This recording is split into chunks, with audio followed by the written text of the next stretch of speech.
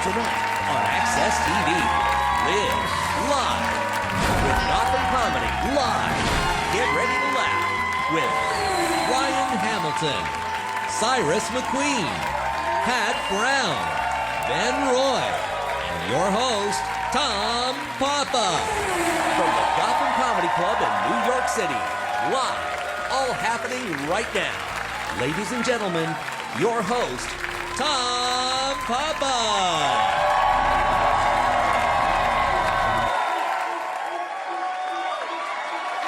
Hello. Thank you very much. Thank you. Thank you very much. Welcome to Gotham Live. Very exciting, and we are live. This is happening right now. This isn't like live on the tape. No, right now. Not just you. Not your. This is human to human, but right now, it's being blasted out to at least, I don't know, 20 more homes. Somewhere. Coast to coast. We could do anything right now. We could totally freak out on live TV. We could go nuts. What are we gonna do? Look at that guy, he's all ready. No, I mean the camera guy. The camera guy, not that guy, you. Yeah. That's live. Oh, so great to be in New York. This is such a wonderful thing, such a wonderful place. It was horrible rain happening live. All these people were like rats coming in. Couldn't even smoke outside. Brutal. I love smoking. Don't you love smoking? Oh, I don't even do it. It's still the coolest thing in the world. It is. I don't care how many commercials you're going to show me about people talking through new holes in their necks. I used to think it was cool too. I don't think so anymore. Now I have to smoke like this. I've got to wear turtlenecks all the time.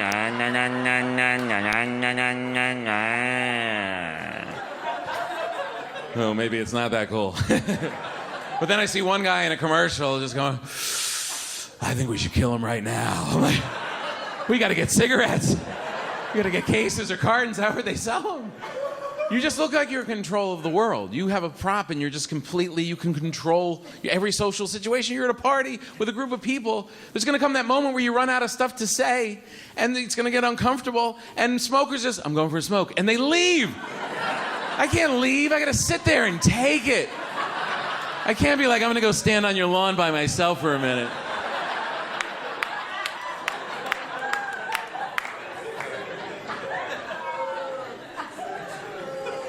Any stress comes up, they just smoke. Who cares? I'll be dead soon. Who cares? I've had a stressful summer. It was horrible. My family, whole family on vacation. Whole family. I have a family. Do you have a family? Yeah? You, what do you have? A wife? A wife, good. Have you made people yet? Have you made? Oh, yeah. You wait. I've made my own people. And I'm their leader. So when they say they want to go on vacation, I have to take them all. I have to make the whole thing happen. This is every father after a family vacation. Did you have a good time? They had a great time.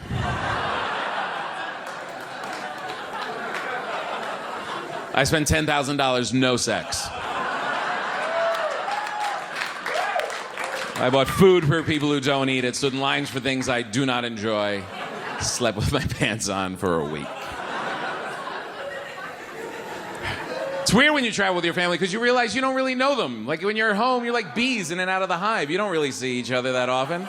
You don't really know what they do. Then you wake up that first morning in the hotel room just looking at each other. You're like, ha ha ha, you guys are weird. Does the little one always do that? I didn't even know we had her. You're weird. Big thing though, the kids were packing. The kids actually got to pack their own suitcase and wheel it themselves. For years, I would have to carry things on my back like a mule. And now they just, boom, oh, I cried at the gate. It was amazing. But they're not good at packing. They can't do that part. They got on, as soon as the hotel, as soon as the thing opens, the only thing in it was a Curious George and some magnets. It was like, really? A week vacation, you don't even think about underwear? You don't... And still learning about my wife. God bless her. Still learning. She's a talker. She's a talker. 13 years together. Still coming up with new stuff to say every goddamn day. From the minute I open my eyes till about a half hour after I fall asleep, she's talking to anybody. The housekeeper at the hotel doesn't speak any English at all. My wife just sees a face, and then my mother said she didn't like my hair. Can you believe that? This poor woman's like, oh no.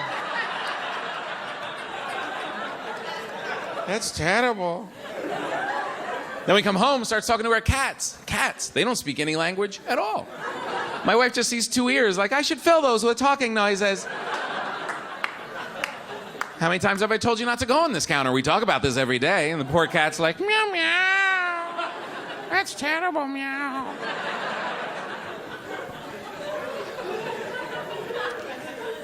Well, I like them. I like the whole thing. All girls. That's what I live in. All girls. Love girls. Girls are great. Whenever I say I'm raising girls, women always go, oh, you wait. Your life is over. Wait till they go through puberty. You are done. Really? Like you want a boy going through puberty with what they do around the house? Where are all our tissues? Why are we going through so many tissues? Where are my socks? Why do I only have one sock? You can have it. I'll take a girl anytime, but it's hard. There's only so much I can teach them because they're girls. They have to become women. And I don't even understand. I do know one thing. It's difficult. Your lives are so much more difficult. Just on a daily basis. It's just the makeup alone. Just this never-ending art project you're involved in. Carrying luggage around your entire lives filled with art supplies. Brushes and pencils and paints, just painting the same face over and over and over. You're like a crazy Van Gogh with an Etch-a-Sketch.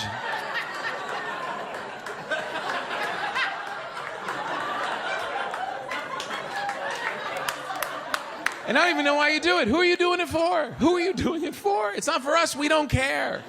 All we care is that you're not a dude. That's all we care.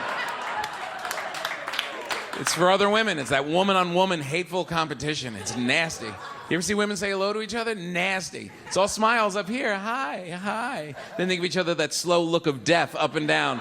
Find a weakness, hang on it until she knows that you noticed. That's too bad about that.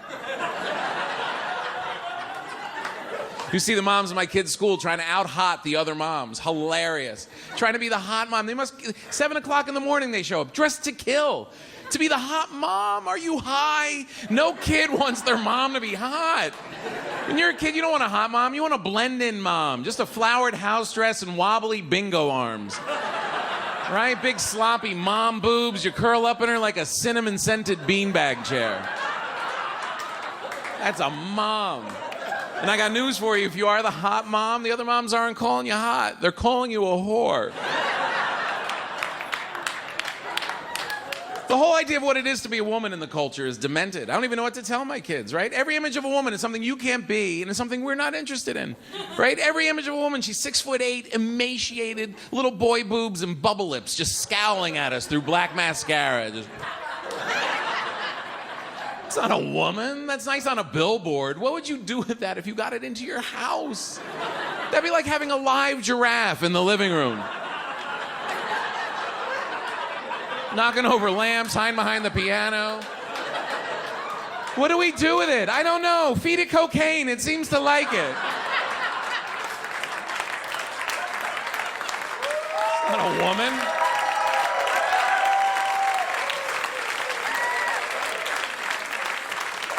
You want a woman, a partner for the rest of your life? Get a strong woman. Get one with a big back. Help you mow the lawn once in a while. You don't want a cool, skinny chick. They get sick easy. Get a strong chick. Stands at the stove and stirs for hours. Welcome home. Children play in playground. We not have playground. I build it. They play now. Thank you guys very much. You guys are an awesome crowd. Thank you so much. We're going to have a great show. A great time. All live. Stay tuned for more laughs on Access TV. Live from the Gotham Comedy Club in New York City. Ryan Hamilton is taking the stage when we return.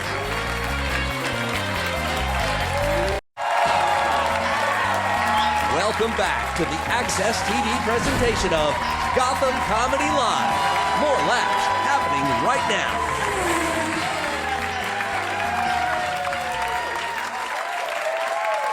All right, welcome back, guys. I'm so excited we get to start the show off with a very good friend of mine. He's hilarious. You guys have seen him on Conan, the wonderful, hilarious Ryan Hamilton, everybody.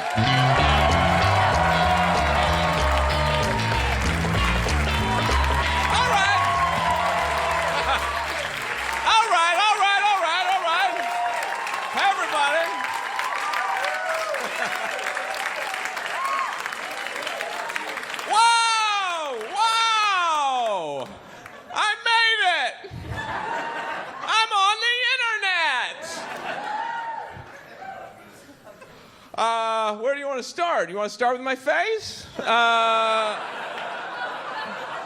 do you want, audience?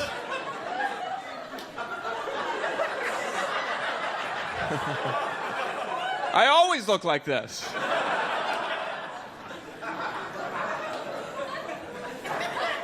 People tell me I look like a white Chris Rock. Do you think that's true? All right.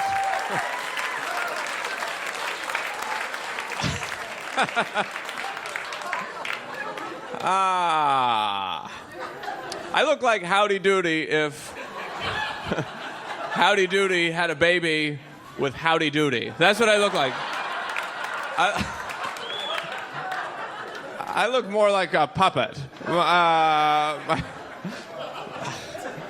One of my parents is a marionette puppet, and this is how I've lived my life.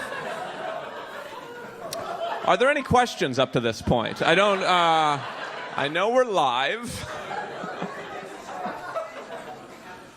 I'm single. Hilarious. I'm trying things. I'm trying to be, I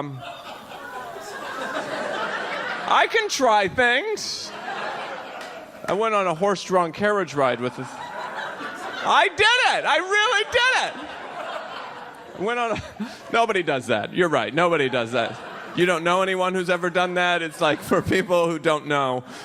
I went on a horse-drawn carriage ride. You shouldn't. Here's what happens. You think about it, you plan it, and then you sit down and you go, we shouldn't have done this. I don't know why. Why did we do this?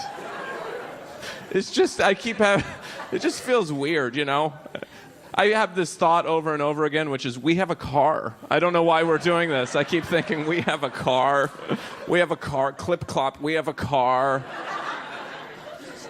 It's just kind of cold and weird. I feel bad for the horse.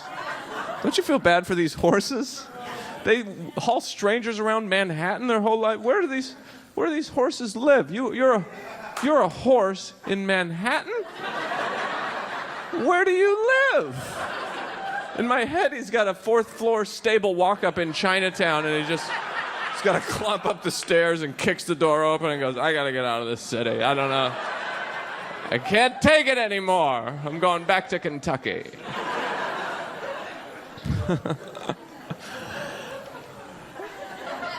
Why do we think this notion of the past is so romantic? We do that, though, right? But like 100 years from now, we're going to be going, hey, sweetie, you want to take a Ford Focus around the park? Should we do that? Isn't that... It's exactly what we're doing. If someone from 1800 came to our time and saw that, they'd be going, why are you doing that? We've been trying to get rid of those for a long time. They stink and die. I was walking down the street with a friend of mine who happened to be out of work, and we saw one of these carriage rides, and I said to him, I feel sorry for the horse. Do you know what he came back with? Oh, I bet he's happy to just have a job. That's the point you're at in your life? You're jealous of the animals who are working? He's got an attitude like these horses are coming over here and stealing all our jobs.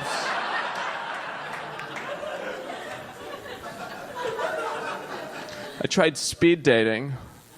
Has anybody given that a go? Do I know you?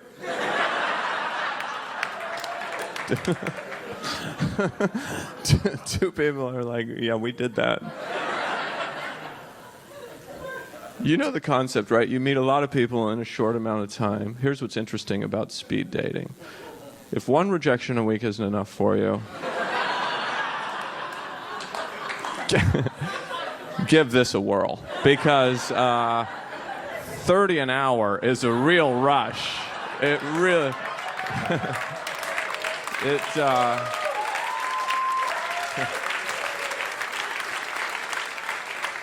It feels like emotional whack-a-mole is what it feels like. It's just this assembly line of rejection that we've put together that, yeah, this is a great idea. I tried online dating too. No one ever wants to admit that they did that, but everybody knows someone who met on the internet. There's always half the couple you ask, how did you meet? We met on the internet, and it's usually the man who's like, would you just stop telling people that... It's the laundromat, remember? Why is it? Because if a man's on the internet, it's like, you've done everything you can do. A woman's like exploring her options. A man's like, I've depleted my options.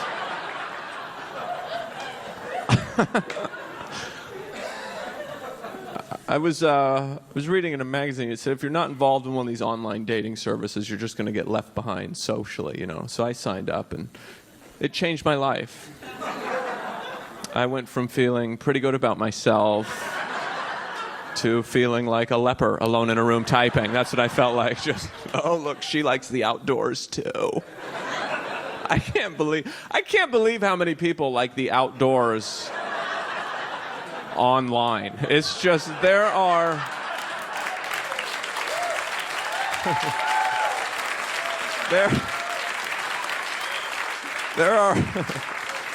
a lot of hypocrites at home typing about their love for the outdoors with carpal tunnel syndrome. Just, I love hiking.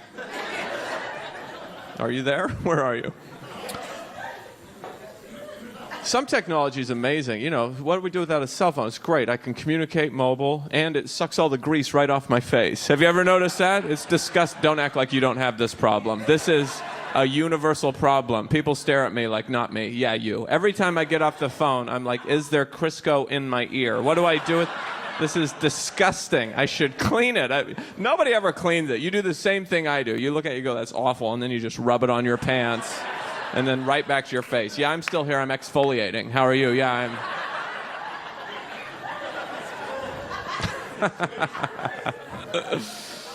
I was thinking about getting LASIK surgery. I wear contacts, so I was watching some ads. I saw an ad, $150 per eye. Seems low. I'm not into bargain surgery. You know, I'm gonna go ahead and... I'm going to go ahead and spend the extra cash for the laser in my eye. And $150 per eye? Who's not getting the whole package, really? Are you telling a lot of people are walking into the LASIK plate, walking out like Popeye, and yeah, I could only afford to fix one. Could you move over to my right a little bit, please? I'm waiting on a check to clear.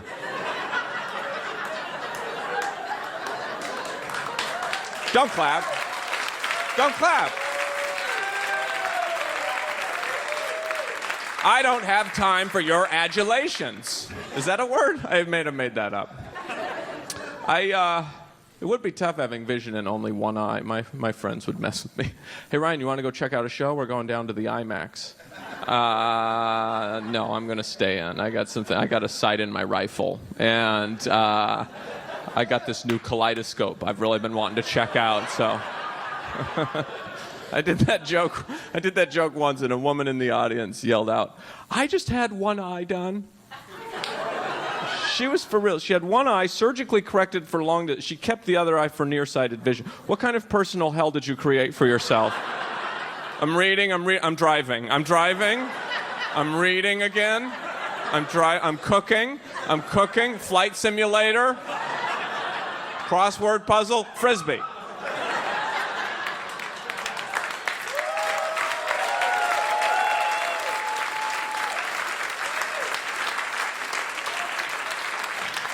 You guys have been a lot of fun. Good night, everybody. Thank you very much.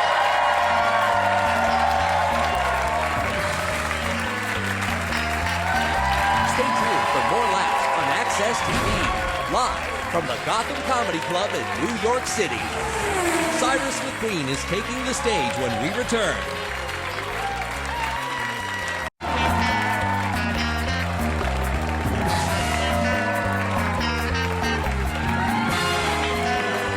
All right, all right. You guys having a good time? Yeah. You guys are a great crowd. You're an awesome, awesome crowd. And you're very good looking. You're a very good looking crowd. It usually doesn't happen around here. Usually very ugly, but everyone's really working it. Good for you. All right, I'm very excited to bring up this next guy. He's hilarious. He's another good friend of mine. He is in a new film called Obvious Child. The very funny Cyrus McQueen, everybody.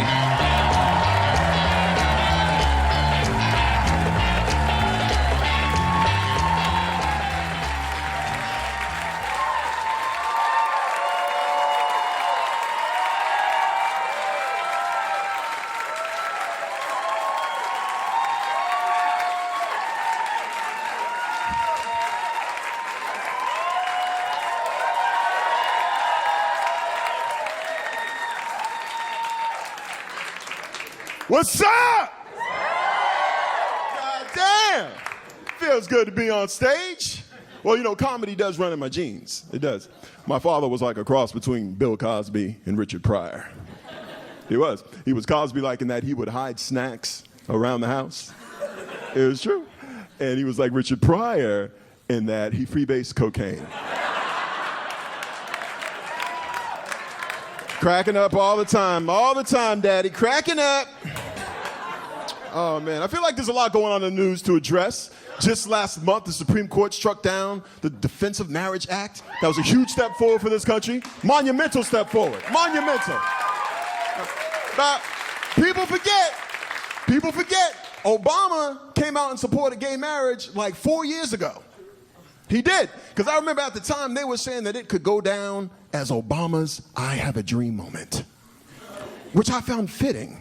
Can't you see Obama giving that speech? Let freedom ring.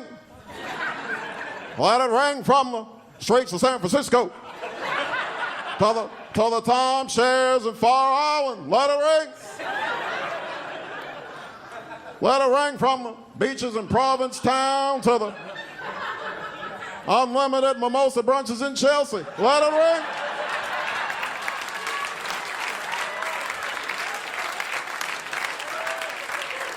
But you know Obama would get on the road. That brother would be like, I have a dream that one day little black boys and little white boys grow up, get married, go overseas, adopt little Asian babies, raise them, buy homes in low-income areas, fix them up, bring up the property values, flip them, start a trend. I have a dream today.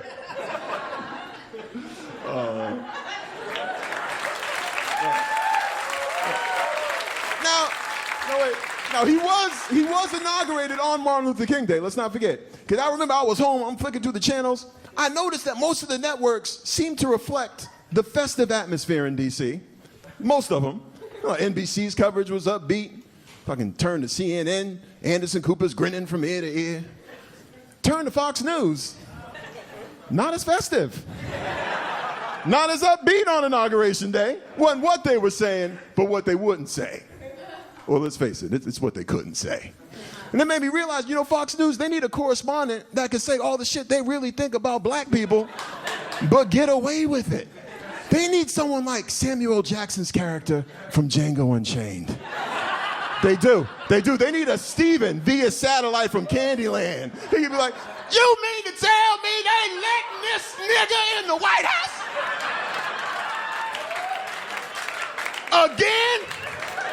4 more years all up in the beds. All the washing in the world won't get the nigga out them sheets. They gonna have to burn the beds. Steven, what do you think about Michelle Obama's new haircut? I don't know about them bangs. But I know she can't be rolling her goddamn eyes at Mr. Boehner like that. That's Mr. John Boehner. He a good man. He the speaker of the big house. Better put that uppity nigga in the hot box. Give her 10 days. No, it's fine.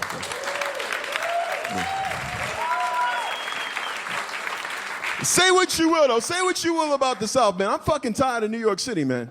I'm over New York City, man, because people just starting to bug me more than they ever have before. Dude, I was on the train the other day. This group of girls gets on the train. You know those girls who say like too much? You know these girls? Like every other word is like. You know these girls? And I'm guessing they were on their way out to a club because this was the conversation I hear. Yeah, we're like so getting hooked up tonight. Seriously, yeah. I like met the guy. His name's JP. He's like a promoter. I think he's a promoter. Yeah, seriously, yeah. And we're like getting drink tickets. We're like getting it for free. We're like on a list. Seriously, we're like on the list. Seriously. And then two of them started going back and forth with each other. One of them goes like, seriously, Becca? Like, seriously. Like, I know you're not over the Justin thing, Becca, but don't text him tonight. Like, seriously, like, do not. Like, Becca, like, do not. Like, seriously, like, do not. Like, Becca, like, do not. Like, Becca, like, do not. Like, seriously, like, do not. Like, Becca, he's a D-bag. You do not need to put up with this shit, Becca. And of course, my phone was dead, so I had no music. I was forced to listen to this bullshit. I was trapped. But it made me think, well, fuck, what did men do before smartphones? Think about it. Packs of annoying girls have been ruining train rides for the last 100 years. Think about it. Can you imagine the 1920s? Think about the 1920s. A guy like me is sitting there, and a group of flappers get on the train. Right? Like, all right, now listen up, girls, listen up now. We're gonna have a good time in the hot town tonight. I tell you, a good time in the hot town tonight. I got my hip flask on. We're gonna dance all night. We're gonna dance to a Charleston all night long, girls, all night long. You and me, girls, you and me. Now remember, when we get there, the password is swordfish. The password is swordfish. Hey, Gertrude, what's with the sourpuss? Still thinking about Joe? We're thinking about Joe. He's nothing but a big dump I tell you. He's a big dump Yo, it's all good for him, Gertie. But where we're going, girls, plenty of good guys there. Guys that know how to treat a lady.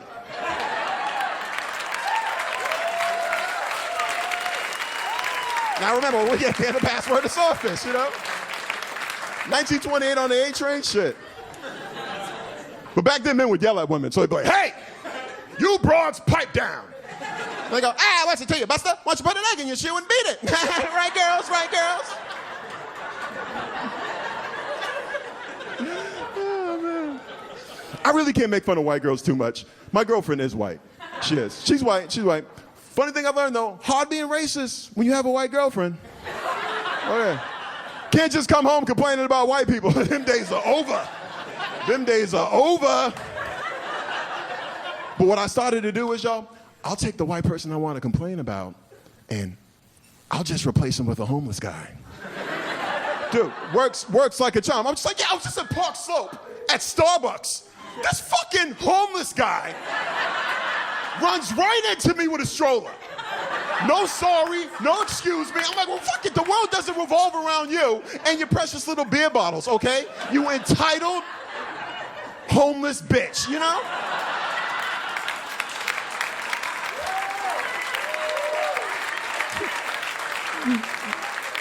She's like, babe, that's not nice. They live on the streets. I'm like, you should see some of the streets they live on. You ought to see some of the fucking streets they live on. But I think she caught on to my trick, y'all. I think she has, because the other day, she went to the movies with her friends, and when I asked her how it was, she goes, these homeless people were talking the entire movie. They would not shut the fuck up. They ruined the movie.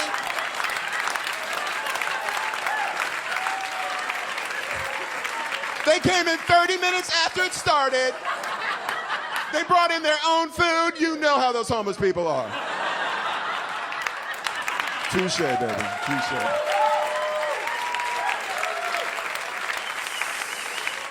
I think I'm gonna leave you guys on this. The other day I was home watching television, and that Dos Equis commercial comes on. You know the one?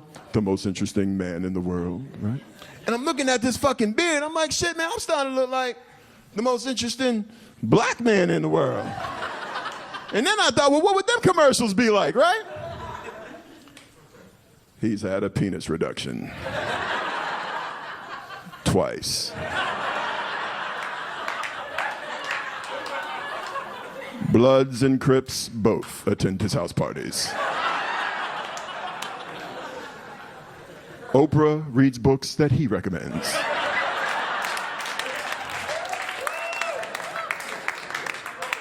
Martin Luther King once took a day off to celebrate his birthday.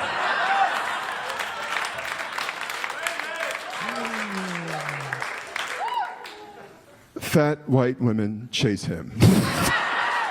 He's the most interesting black man in the world.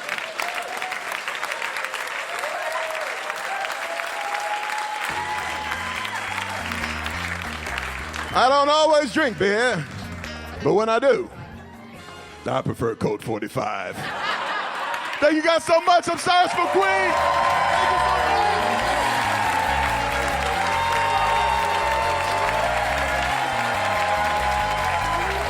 Stay tuned for more laughs on Access TV, live from the Gotham Comedy Club in New York City. Matt Brown is taking the stage when we return.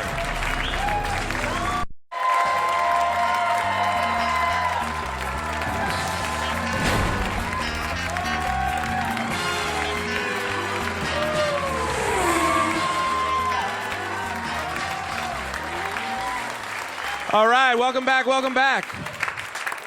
Oh, this is a very good show. It's a very well-balanced show, too. Started out with a white howdy-doody guy, a tall, dark, and handsome man, and now the very funny woman from Comics Unleashed. Very funny, Pat Brown, everybody.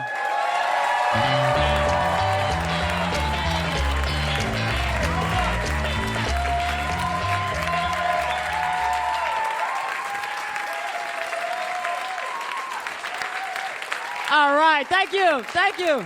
Appreciate you. Thank you so much. I appreciate it. Where are the tourists at? Where are you guys at? Tourists? Yeah. Welcome. I'm a tourist too. I just live here. I'm the worst kind. I'm the one that stayed, man.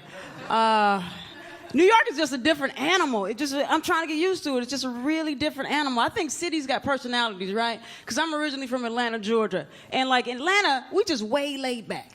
We just are. We way laid back. I don't know what it is. I don't know if it's the weather, the tradition, the racism. We just way laid back. We just are. You know, you can bump somebody in Atlanta. They say, excuse me. You say, excuse me. This shit can go on for about 30 minutes.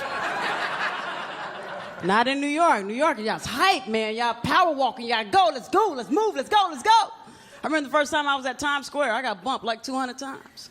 I'm a Southerner. I said, excuse me, 200 times. You know, ain't nobody said it back. I was like, damn, did they all mean to do it? Now I'm paranoid as hell because I'm thinking 200 people got beef with me for no damn reason. And I live in Harlem, right? I live in Harlem by choice. Yeah. By choice, yeah. It's too much pressure living around white people. Yeah. Y'all survey too much. Ask too many damn questions. How your hair get like that? What's shea butter? What ashy mean? Leave me alone, damn it. Leave me a damn alone. And I didn't know Harlem had such a negative, people had such a negative view of Harlem. I really didn't know that. Sometimes I tell people I live in Harlem, they look sorry for me. Like they look like they feel really sorry for me. Like they want to adopt me and give me fresh drinking water. And I live in a really good part of Harlem. I really do. I live around a lot of black working class people, and I got just enough white people in my vicinity to have a good grocery store. Hell yeah, that's important. That's important. I don't know why white people don't think black people eat lettuce. We love lettuce. Give me some lettuce. Please give me some lettuce. I love lettuce.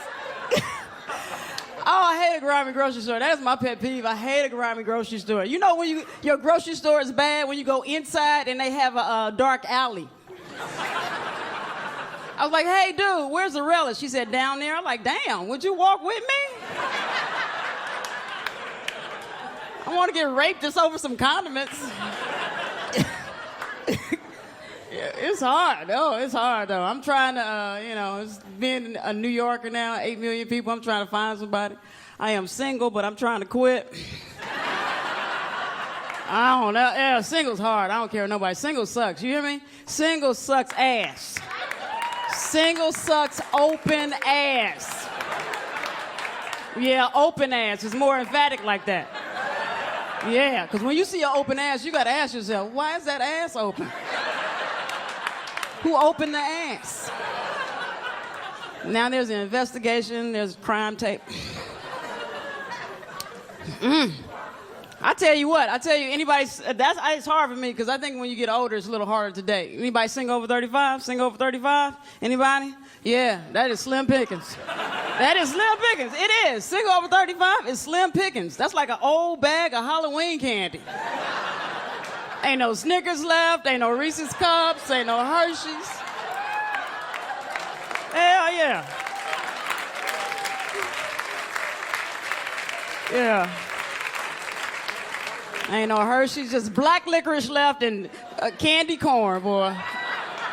Yeah, it's a Tootsie Roll in there, but it ain't got no wrapper on it. You're like, I ain't gonna mess with it. I ain't gonna mess with it. It might kill me. It might kill me. It might kill me.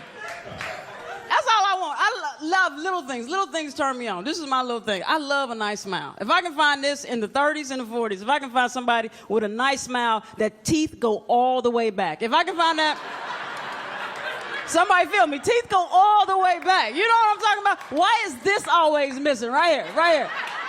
Like a block of Lego done fell out that mug. So what, you just gonna chew on one side the rest of your damn life? Right here, this is strong side. This is for meats and cheeses right here. This is right here. You can open a bottle with that side. That's the strong side. This is the soft side. This is for oatmeal, cream of wheat, pudding. This is for soups and breads, people. It's soups and breads. If some people here ain't laughing, goddamn, like. That's how you laugh when you ain't got no teeth in the back, like. Oh, this is just storage. That ain't nothing but space back there. That ain't nothing but storage.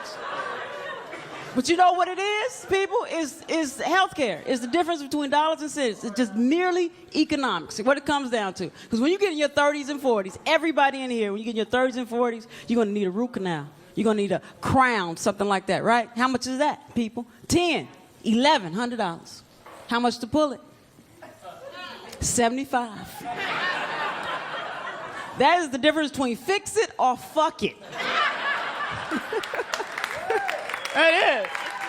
Yeah. It is. You be trying to hold on to that little raggy little tooth as long as you can, right? You do crazy stuff. You chew on one side, eat pudding for a month, all kind of crazy stuff. Finally, that pain get too much for you, you got to go in. You got to go to the doctor. You got to go to the dentist. Like, hey, man, what can we do about this? He's like, yep, you're going to need a root canal. I'm like, damn. How much is that? $1,200. Ugh. How much to pull it? $93. You're like, shit. Ooh.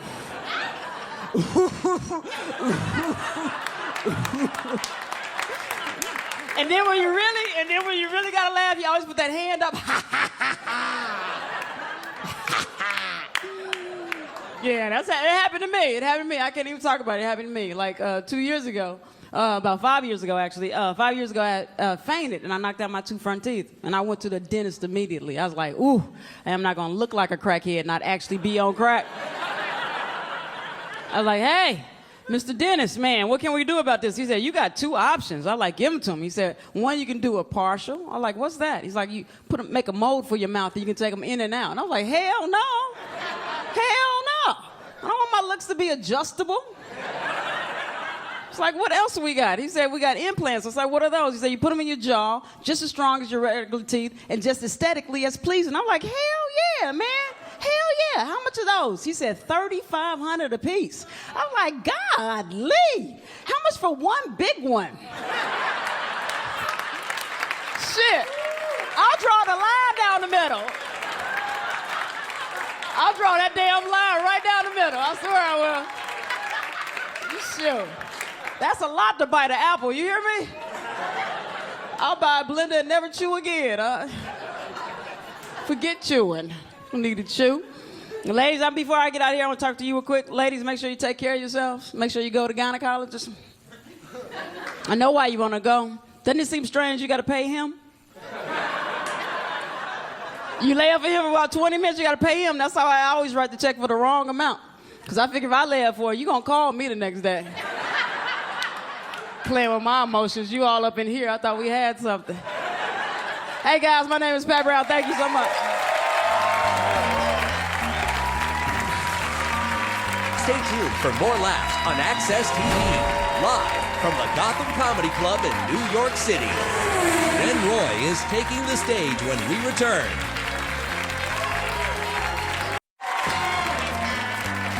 Welcome back to the Access TV presentation of Gotham Comedy Live. More laughs happening right now. All right, all right. All right, all right. Welcome back, everybody. Welcome back. This has been an awesome show. You guys have been great laughers. And all you people at home with a laptop on your lap, it's getting kind of hot.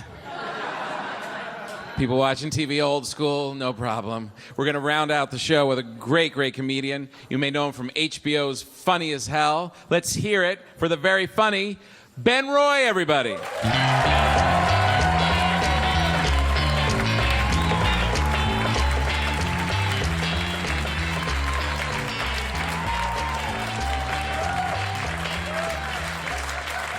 Thank you. Thank you. Look at you. You're fucking handsome, huh? Get out of here. Look at those two fucking creepos right there. Look at that guy. Now, you, the cameraman, you, right? Look at these two together. It's so fucking creepy looking. You two look like you're one rental car away from an Amber Alert. That's what you look like. Both real fucking weird looking. I dig it, though. I like your style.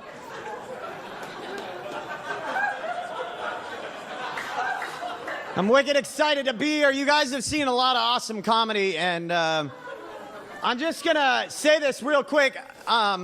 You've seen a lot of great comics, and I'm sure you've seen a lot of comedy shows, and as you know, it's common for a lot of comics to announce when they're on their last joke. They just kind of let you know that they're finishing up. I, unfortunately, am a long-form comic. I write longer jokes. So I'm going to get out of here on this one.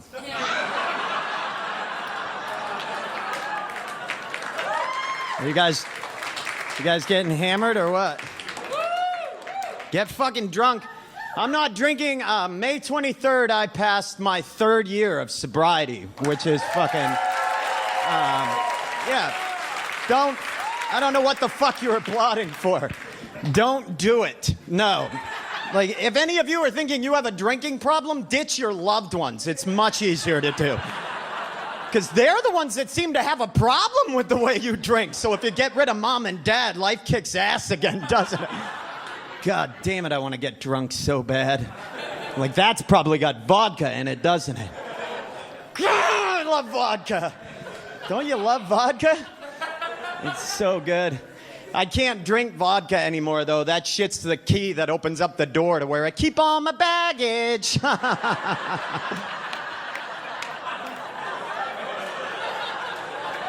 And I got a fucking ton of it in there. I'm a blackout drunk. Anybody else black out when they drink? Yeah, not surprising from the broalition over there, huh?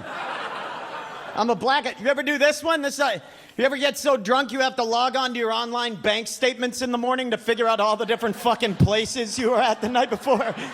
You ever find yourself doing that? You're like, dude, holy shit, I was at 9 different bars last night. I was at a 24-hour fitness at 3:15 in the morning. I took a fucking spin class, man. I was getting shit done drunk. Damn it. Oh, man, I mailed a 58-pound parcel at 9:30 this morning. What was in the box?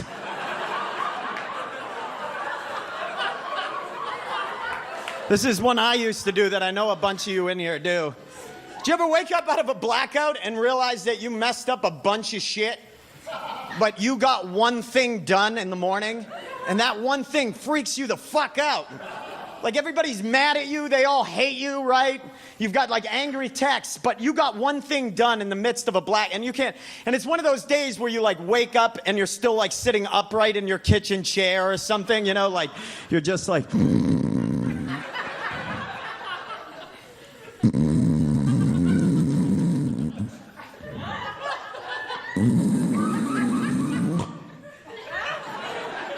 fuck!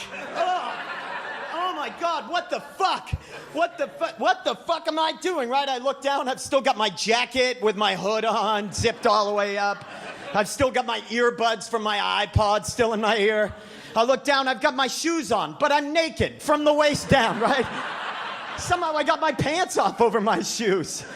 I look out in the living room, I tipped over the bookshelf, there's like CDs and DVDs. My cat doesn't look right, he does not look good at all, right? The cat's looking up at you like, I saw some shit last night, man. Right? But if I look down on my nightstand, my contact lenses are in their cases, safe and fucking sound. Right. And judging by your applause and your weird Arsenio Hall whoop that you just did,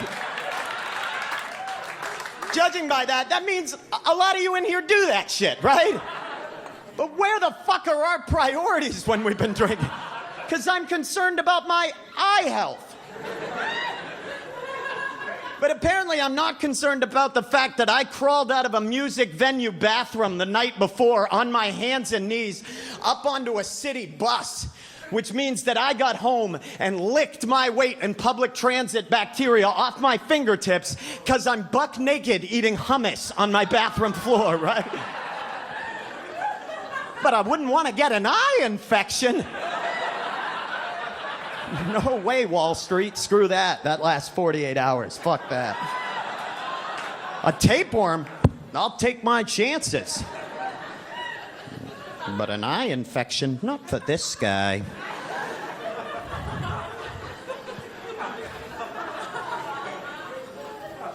You guys ready for the winter? I am. I love the winter time. Not because I don't like warm weather, but because when it's this warm out like it has been, it means it's douchebag on crotch rocket time in America, which is like my least favorite time of year. You guys have a surprising amount of douchebags on street bikes. And you know what I'm talking about? Like little, sporty street bike. You're trying to enjoy the weather, 80 degrees, arm out. All of a sudden, 8 assholes pull up beside you. All Maverick and Goose from Top Gun, right? Just wicked excited to be out, like, fuck, bro. Bud, Z-Bot, LT, bro. I want to lean out the window and be like, hey, listen, you guys don't look cool on those things. You look like a dude riding a really aerodynamic other dude. Fuck you, bro. That's a man's bike right there, yo. That's a Honda XJ1 CBR CY2, yo. That's what men ride. Men ride crotch rockets. That's a man's bike. Fucking lime green gloves, fucking lime green jacket, fucking lime green helmet, fucking lime green motorcycle. Yeah, I can accessorize. Because that's what a man does. What's that? What's my idea of a perfect day? Shit, I don't know. Maybe I go out to the park with Paulie or something. Maybe we crack some Monster Energy drinks and we fuck some bitches, yo. What's that? Do I want to go to a party? Yeah, I want to go to a party, bro. Look at me. I'm fucking jacked, right? I got my Affliction shirt on. I got my fucking Ed Hardy shirt on because I don't get real tattoos because that shit fucking hurts. So I wear Ed Hardy gear. And I look good.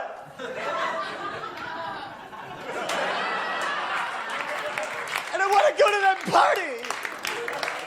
And I want to fuck women. Do you want to go to a party with me, bro, and meet some women? Fucking hey, let's go. I'll lead the way on my manly bike, all right?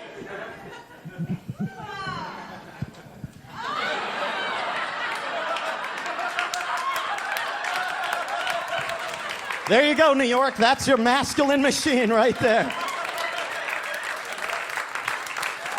Yo, what's the matter, bro? Your bike broke down? Well, get on the back of mine then, yo. Oh, shit, there's some girls right there. Zzz.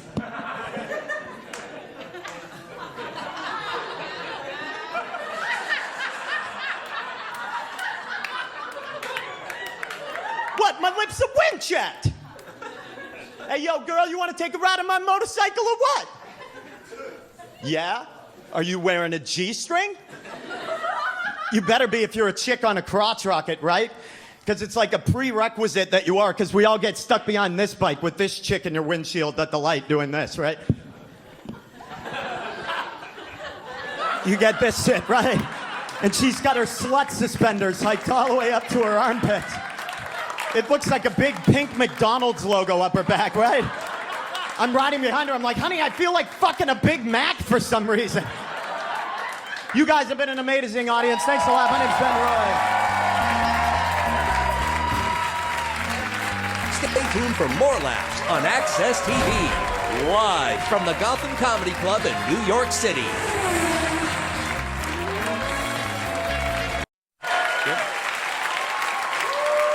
All right. Thank you guys so much. You guys were an awesome crowd. Please bring up Ryan Hamilton, Pat Brown, Cyrus McQueen, and Ben Roy. Thank you guys so much for watching Gotham Comedy Live on Access TV.